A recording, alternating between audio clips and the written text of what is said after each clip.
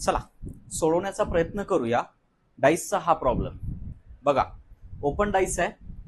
पहिल्यांदा या चारही डायग्रामला मिळून आपल्याला एक डायग्राम बनवून घ्यावा लागेल. तो हा सरफेस आहे, बरोबर आहे.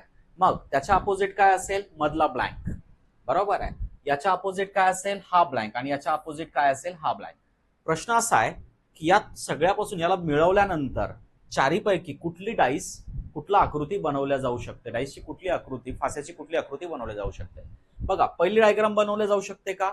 हो, कारण की ते तीन सरफेस एकमेकाला अपोजिट नाहीयेत, एकमेकाला अपोजिट नाहीयेत, म्हणजे ही डायग्राम पॉसिबल आहे. दुसरी डायग्राम बनवली जाऊ शकते का? हो, बनवली जाऊ शकते. जेव्हा मी हा सरफेस आणि हा सरफेस कन्सिडर करतोय तेव्हा ही पण डायग्राम बनवल्या जाऊ शकते. तिसरी डायग्राम बनवली जाऊ शकते का? तर हो, ही पण डायग्राम बनवल्या जाऊ शकते. हा सरफेस आणि हा सरफेस कन्सिडर केल्यावर ही पण डायग्राम पॉसिबल आहे. आणि चौथी डायग्राम ही बनवल्या जाऊ शकते का? हो, तर ही पण डायग्राम बनवल्या जाऊ शकते.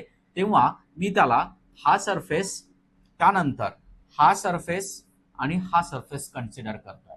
इथं पॉसिबिलिटी ना पॉझिटिव्ह वेने विचार करून आन्सर काढायचे असतात. ओके, त्यामुळे बनवल्या जाऊ शकणाऱ्या डायग्राम कुठल्या? सगळ्याच्या सगळ्या. म्हणजे आन्सर काय येईल? 1 2 3 4.